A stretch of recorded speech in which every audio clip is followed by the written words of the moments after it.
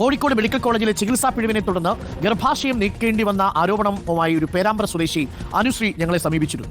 ഗുരുതരമായ ആരോഗ്യ പ്രശ്നങ്ങൾ നേരിടുന്ന ഇവരുടെ കുഞ്ഞ് ഇപ്പോഴും ചികിത്സയിലാണ്. ചികിത്സാ പിഴവിനെതിരെ നൽകിയ പരാതിയിൽ നടപടി ഉണ്ടായില്ലെന്നും അനുശ്രീ നമ്മളോട് പറഞ്ഞു.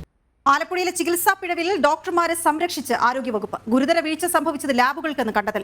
സ്കാനിംഗിൽ ആരോഗ്യ പ്രശ്നങ്ങൾ തിരിച്ചറിയാനായില്ലെന്നും സ്കാനിംഗിന് ശേഷമുള്ള വിവരങ്ങൾ ലാബ് അധികൃതർ കളഞ്ഞുവെന്നും റിപ്പോർട്ടിൽ. വിദഗ്ധ സംഘത്തിന്റെ പൂർണ്ണ റിപ്പോർട്ട് തിങ്കളാഴ്ച മന്ത്രിക്ക് സമർപ്പിക്കും. നമസ്കാരം. ഞാൻ ഈ കാണിച്ചേക്കുന്ന 2 ന്യൂസ് റിപ്പോർട്ടുകൾ ഇത് ഇന്ന് നമ്മുടെ കേരളത്തിലെ ഗവൺമെന്റ് ഹോസ്പിറ്റലുകളിൽ നടന്നു വരുന്ന റിയാലിറ്റിയാണ് കാണിക്കുന്നത്. ഇതാണ് നേർചിത്രം. ഇതൊന്നും ഒറ്റപ്പെട്ട സംഭവങ്ങളല്ല. ഒറ്റപ്പെട്ട സംഭവങ്ങളാണ് എന്ന് പറഞ്ഞ് ഇതിനെ ഒന്നും മാറ്റി നിർത്തണ്ട. നമ്മുടെ 2024 തുടക്കം മുതൽ നവംബർ മാസത്തിന്റെ അവസാനം വരെ നിരവധി കേസുകളാണ് റിപ്പോർട്ട് ചെയ്തിട്ടുള്ളത്. ഒരുപാട് കേസുകൾ. ഞാൻ തന്നെ ഒത്തിരി കേസുകളെ പറ്റിയിട്ട് ഷോർട്സ് ചെയ്തിട്ടുണ്ട്. അതുകൊണ്ട് എനിക്കറിയാം. ഇപ്പം ആദ്യം പറഞ്ഞിരിക്കുന്നത് Kozhikode medical college. Kozhikode medical കോളേജിൽ തന്നെ ഒത്തിരി കേസുകൾ ഉണ്ടായിട്ടുണ്ട്. കൈവിരലിന് പകരം നാവിൽ സർജറി ചെയ്ത്, അതൊരു കുഞ്ഞു കുട്ടിയുടെയാണ്. നാവിൽ സർജറി ചെയ്തതും കാലിൽ കമ്പിയിടുന്നതിന് പകരം കയ്യിൽ കമ്പിയിട്ട റിപ്പോർട്ടുകളൊക്കെ തന്നെ നമ്മൾ കേട്ടതാണ്. അങ്ങനെ ഒരുപാട് കേസുകളാണ് റിപ്പോർട്ട് ചെയ്തത്. ഏറ്റവും ഒടുവിൽ റിപ്പോർട്ട് ചെയ്തേക്കുന്നത്, ഞാൻ രണ്ടാമത് കൊടുത്തേക്കുന്ന വാർത്ത, നവജാത ശിശു ഗുരുതരമായിട്ടുള്ള വൈകല്യത്തോടുകൂടി ജനിച്ചത്. വളരെ സീരിയസ് ആയിട്ടുള്ള ഒരു കുറ്റകൃത്യമായിരുന്നു. പ്രഗ്നൻസി പീരീഡിൽ തന്നെ ഒരു കുഞ്ഞിന് വൈകല്യമുണ്ടോ എന്ന് കണ്ടെത്താൻ വേണ്ടിയിട്ട് ഒത്തിരി ടെസ്റ്റുകളും സ്കാനിങ്ങുകളും ഒക്കെ ഉണ്ട്. ഈ പീരീഡിലൊക്കെ തന്നെ നടത്തുന്ന സ്കാനിങ്ങുകളും ടെസ്റ്റുകളും ഒക്കെ തന്നെ അത്തരത്തിലുള്ള കാര്യങ്ങൾ കണ്ടെത്താൻ വേണ്ടിയിട്ടാണ്. പക്ഷേ ആ സ്കാനിങ്ങുകളിലോ ടെസ്റ്റ് റിപ്പോർട്ടുകളിലോ ഒന്നും തന്നെ ആ കുഞ്ഞിന് വൈകല്യം കണ്ടെത്താൻ വേണ്ടി സാധിച്ചില്ല. പക്ഷെ ജനിച്ചപ്പോൾ ആ കുഞ്ഞിന് ഗുരുതരമായിട്ടുള്ള വൈകല്യമാണ്. ഇനി ഡെലിവറി ടൈമിൽ എന്തെങ്കിലും സംഭവിച്ചത് കൊണ്ടാണോ എന്ന് പോലും ആ മാതാപിതാക്കൾക്ക് അറിയില്ല. വിദഗ്ധ സംഘത്തെയൊക്കെ കൊണ്ടുവന്ന് പഠനം നടത്തി. പക്ഷേ അവസാന റിപ്പോർട്ട് സമർപ്പിച്ചപ്പോൾ എല്ലാ മിസ്റ്റേക്കും ലാബുകാരുടെ മണ്ടയ്ക്കാക്കിയിട്ട് ഡോക്ടർമാരെ രക്ഷിച്ചു.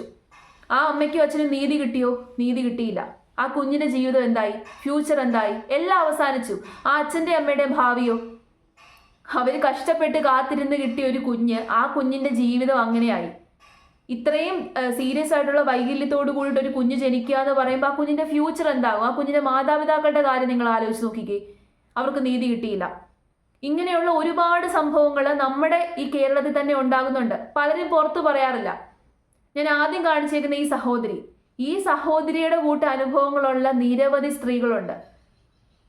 ഡെലിവറിക്ക് വേണ്ടിയിട്ട് ഗവൺമെന്റ് ഹോസ്പിറ്റലുകളിൽ പോകുമ്പോൾ ഇത്തരത്തിൽ അനുഭവങ്ങൾ ഉള്ള ഒത്തിരി സ്ത്രീകളുണ്ട്. നമ്മുടെ ബഹുമാനപ്പെട്ട ആരോഗ്യമന്ത്രി എപ്പോഴും വന്ന് മാധ്യമങ്ങളുടെ മുമ്പിൽ പറയാറുണ്ട്, അന്താരാഷ്ട്ര നിലവാരത്തിലുള്ള ചികിത്സയാണ് കേരളത്തിൽ ലഭിക്കുന്നത്. ഗവൺമെന്റ് ഹോസ്പിറ്റലുകളിലൊക്കെ തന്നെ അത്യാധുനിക ടെക്നോളജിയിലാണ് പ്രവർത്തിച്ചുകൊണ്ടിരിക്കുന്നത്.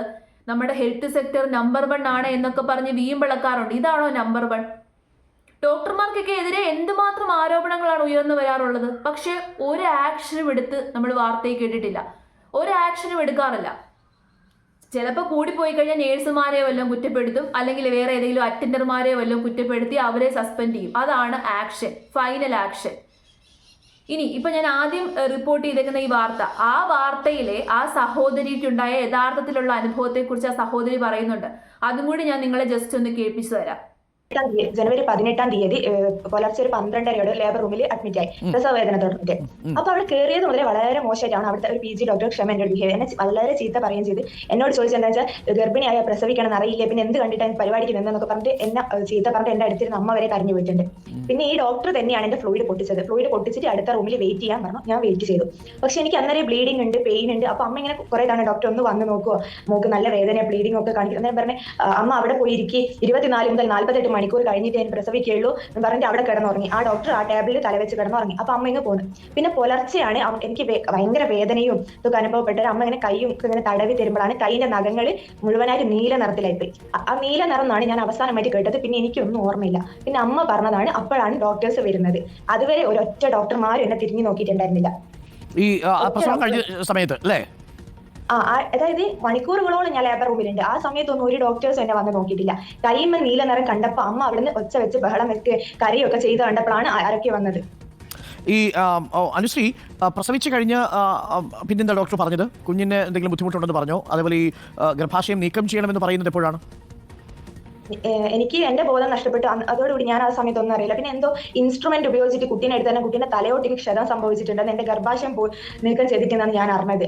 ഞാൻ കുറെ ഈ കാര്യങ്ങളൊന്നും അറിയണ്ടായിരുന്നില്ല. കേട്ടില്ലേ? അത്രയും മണിക്കൂറുകൾ പ്രസവവേദന അനുഭവിച്ച് കിടന്നിട്ടും ഡോക്ടർ തിരിഞ്ഞു പോലും നോക്കിയില്ല. എന്നിട്ട് ഡോക്ടറിന്റെ കയ്യിൽ നിന്ന് വന്ന മിസ്റ്റേക്ക് കൊണ്ടാണ് ആ ചേച്ചിക്ക് ഗർഭാശയം റിമൂവ് ചെയ്യേണ്ടി വന്നത്. അതിനു മുമ്പ് വരെ ഒരു വിഷയമോ ഒരു ഹെൽത്ത് പ്രോബ്ലമോ ഒരു പ്രശ്നവും ഉണ്ടായിരുന്നില്ല ആ ചേച്ചിക്ക് എന്ന് പറയുന്നുണ്ട്. നമുക്ക് പരിശോധിച്ചു കഴിഞ്ഞാലൊക്കെ അറിയാൻ വേണ്ടി സാധിക്കും. ആ കുഞ്ഞിനും എന്തൊക്കെയോ ഇഞ്ചുറീസ് ഉണ്ടെന്നാണ് പറയുന്നത്. അതും കറക്റ്റായിട്ട് ഡോക്ടറിന്റെ അനാസ്ഥ മൂലമാണ്. ആ അവർ പറയുന്നത് നമുക്ക് മനസ്സിലാക്കാൻ വേണ്ടിയിട്ട് സാധിക്കും. അവർക്ക് എന്തെങ്കിലും പറ്റിയിരുന്നെങ്കിലോ. അതുകൂടാതെ തന്നെ പ്രസവവേദന എടുത്ത് കരയുന്ന ഒരു സ്ത്രീയോട് ഒരു ഡോക്ടർ സംസാരിക്കേണ്ട രീതിയിലാണോ ആ ഡോക്ടർ സംസാരിച്ചത്?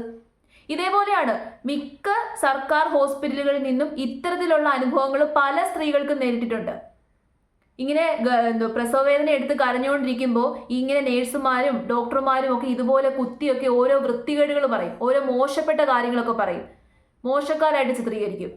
എനിക്കൊന്നും പ്രൈവറ്റ് ഹോസ്പിറ്റലുകളിൽ നിന്ന് സാമാന്യം അത്യാവശ്യം നല്ല രീതിയിലുള്ള പെരുമാറ്റമാണ് നമുക്ക് കിട്ടാറുള്ളത്.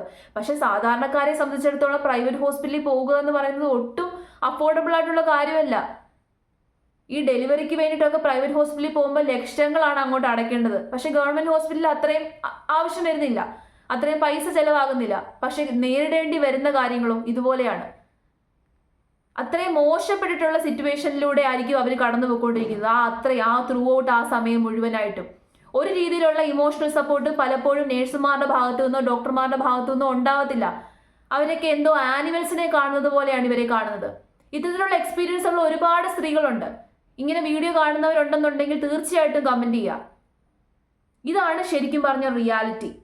ഇതിനെക്കുറിച്ചൊന്നും നമ്മുടെ ആരോഗ്യമന്ത്രിക്കോ സർക്കാരിനോ ഒന്നും പറയാനില്ലേ? ഒത്തിരി ആരോപണങ്ങൾ ഉയർന്നു വരാറുണ്ട് ഡോക്ടർമാർക്കെതിരെ. പക്ഷേ ഏതെങ്കിലും ഒരു ഡോക്ടർക്കെതിരെ ആക്ഷൻ എടുക്കുന്നതായിട്ട് നിങ്ങൾ കേട്ടിട്ടുണ്ടോ? ഈ 5 വർഷത്തിനിടയിൽ ഒരു ഡോക്ടറിനെതിരെയും ഇതുപോലെ ആക്ഷൻ എടുത്തതായിട്ടോ ഡോക്ടറെ സസ്പെൻഡ് ചെയ്തതായിട്ടോ സ്ഥലം മാറ്റിയതായിട്ടോ പിരിച്ചുവിട്ടതായിട്ടോ നമ്മൾ കേട്ടിട്ടില്ല. പകരം ഇതുപോലെ എന്തെങ്കിലുമൊക്കെ വിദഗ്ധരെ കൊണ്ടുവന്ന് പഠന റിപ്പോർട്ട് സമർപ്പിച്ച് എല്ലാം ഒഴിവാക്കി കൊടുക്കും. ഡോക്ടർമാരുടെ പേരിലുള്ള കേസും ഹോസ്പിറ്റലിന്റെ പേരിലുള്ള കേസും ഒക്കെ ഒഴിവാക്കി കൊടുക്കും. എന്നിട്ട് മൗനം പാലിക്കും. അല്ലെങ്കിൽ മാധ്യമങ്ങളുടെ മുമ്പിൽ വന്നിട്ട് കുറച്ച് കടിച്ചാൽ പൊട്ടാത്ത വാക്കുകൾ ഒന്ന് പറഞ്ഞ് പ്രസംഗിക്കും. അത് കേൾക്കുമ്പോഴേക്കും നമ്മൾ വിചാരിക്കുമോ എന്തോ വലിയ സംഭവമാണല്ലോ. പക്ഷെ ഒന്നുമല്ല, ഈ ബൂസ്റ്റപ്പ് ചെയ്ത് കാണിക്കുന്നതേ ഉള്ളൂ. റിയാലിറ്റി നമ്മൾ മനസ്സിലാക്കണം. നമുക്ക് വേണ്ടിയിട്ടുള്ളതാണ് ഈ ഗവൺമെന്റ് ഹോസ്പിറ്റലുകളൊക്കെ. അപ്പോൾ നമ്മളായിരിക്കണം അവിടുത്തെ കിങ്. പക്ഷെ നമുക്ക് പട്ടിയുടെ വില പോലും പലപ്പോഴും ഗവൺമെന്റ് ഹോസ്പിറ്റലുകളിൽ നിന്ന് കിട്ടാറില്ല. നമുക്കെന്തോ ധർമ്മം തരുന്നത് പോലെയാണ് അവിടെയുള്ള ഡോക്ടർമാരും നേഴ്സുമാരും പെരുമാറിക്കൊണ്ടിരിക്കുന്നത്. ശരിയാണ്, അവർക്ക് ഒരുപാട് ആൾക്കാരെ നോക്കാനുണ്ട്, ഒരുപാട് കേസുകളുണ്ട്. പക്ഷേ ഒരല്പം മാന്യതയോട് കൂടിയിട്ട് പെരുമാറിക്കൂടെ? നമ്മൾ മനുഷ്യരാണ് എന്നുള്ള കൺസിഡറേഷനിലൂടെ പെരുമാറിക്കൂടെ? അങ്ങനെയുള്ള കൺസിഡറേഷൻ പലപ്പോഴും ഇതുപോലെ പ്രഗ്നൻസി ടൈമിലൊന്നും അവർക്ക് കിട്ടാറില്ല. ഒത്തിരി പേരുടെ അനുഭവങ്ങൾ പല സ്ഥലങ്ങളിൽ നിന്നായിട്ട് നമ്മൾ കേട്ടിട്ടുണ്ട്. വാർത്തകളിൽ നിന്നായിട്ടും കമന്റ് സെക്ഷനിൽ നിന്നും ഒക്കെ തന്നെ കേട്ടിട്ടുണ്ട്. ഇതാണ് യഥാർത്ഥത്തിലുള്ള റിയാലിറ്റി. ഈ റിയാലിറ്റി നമ്മൾ കണ്ണടച്ചിരുന്നു കഴിഞ്ഞാൽ ഇത്തരത്തിലുള്ള ഒരുപാട് പ്രശ്നങ്ങളുണ്ടാകും. ഈ പ്രസവിക്കാൻ കിടക്കുന്ന അമ്മമാർ, പ്രഗ്നന്റ് ആയിട്ടുള്ള അമ്മമാരുടെ ഹെൽത്തിന്റെ കാര്യത്തിലും കുഞ്ഞുങ്ങളുടെ ഹെൽത്തിന്റെ കാര്യത്തിലും ഒക്കെ തന്നെ കേരളം നമ്പർ 1 ആണെന്നാണ് പറയുന്നത്. പക്ഷെ ഇപ്പോൾ അത് ഡിക്ലൈൻ ആയിക്കൊണ്ടിരിക്കുകയാണ്. നമ്പർ 1 പൊസിഷനൊക്കെ എന്നേ നമ്മുടെ കയ്യിൽ നിന്ന് പോയി കഴിഞ്ഞു. നമ്മുടെ ആരോഗ്യരംഗം ഇപ്പോൾ ഡിക്ലൈൻ ആയിക്കൊണ്ടിരിക്കുകയാണ്. ഇവർ പറയുന്നത് പോലെ വലിയ നമ്പർ 1 പൊസിഷനിലൊന്നും അല്ല. ഇതാണ് റിയാലിറ്റി. ഈ റിയാലിറ്റി നമ്മൾ മനസ്സിലാക്കണം.